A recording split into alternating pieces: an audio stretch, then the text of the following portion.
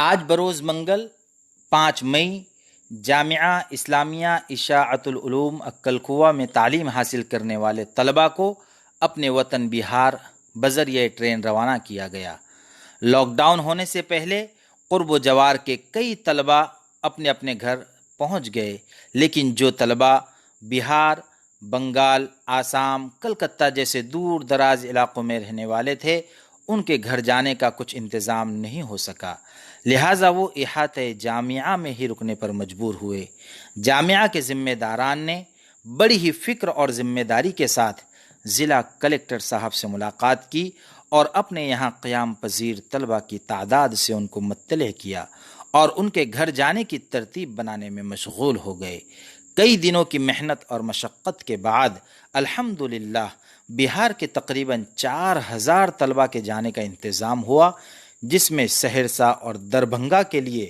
آج 2 ٹرینیں روانہ ہوئی اور آئندہ کل یعنی 6 مئی کو 2 ٹرین روانہ ہوگی جو ارریہ اور پورنیہ جائے گی۔ اس کے بعد انشاءاللہ آسام اور کلکتہ کی ٹرینوں کا بھی انتظام کیا جائے گا۔ ہم تمام ہی ارباب جامعہ پرشاسن کا شکریہ ادا کرتے ہیں، جنہوں نے بڑی ہی فکر اور تندہی کے ساتھ سارے کام کو انجام دیا،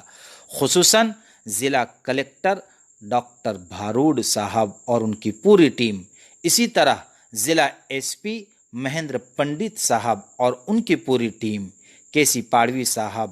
ہینا گاوت صاحبہ، وجے کمار گاوت صاحب، پدما کروڑوی صاحب اور تمام ہی سیاسی ذمہ داران، ان تمام کی فکروں نے ہمارے طلباء کے اپنے گھر جانے کا انتظام کیا۔ لیکن ہم نہیں بھول سکتے کہ ہمارے جامعہ کے ذمہ داران نے بھی اپنے مدرسے میں پڑھنے والے طلباء کا بخوبی خیال رکھا۔ لاک ڈاؤن ہونے کے بعد جو طلباء جامعہ میں تھے ان کو سوشل ڈسٹینسنگ کے ساتھ مدرسے میں رکھا، بار بار مدرسے کو سینیٹائز کیا، بچوں کی صحت کا خیال رکھتے ہوئے بار بار بچوں کا چیک اپ کروایا اور مستقل ان کو اپنے وطن روانہ کرنے کے لیے ارباب حکومت سے رابطے میں رہے۔ خاص طور سے مولانا محمد حذیفہ وستانوی صاحب کئی دنوں سے مستقل اسی فکر میں لگے تھے کہ ان طلباء کو بخیر و عافیت اپنے وطن روانہ کروایا جائے، تاکہ ان کے والدین کی آنکھیں اپنے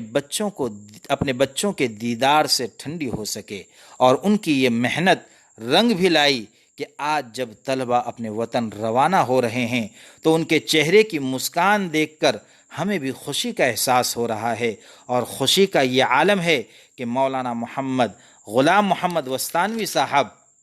اپنی تمام تر پیرانہ سالی کے باوجود، بیماری کے باوجود، سخت گرمی کے موسم میں روزے کی حالت میں پوری دوپہر ریلوے اسٹیشن پر آ کر بچوں کو الوداع کر رہے ہیں اور دعا دے رہے ہیں کہ میرے یہ بچے صحیح سلامت اپنے گھر پہنچ جائے۔ ہم دعا کرتے ہیں کہ اللہ تبارک و تعالی حضرت کا سایہ دیر تک ہم پر باقی فرمائے۔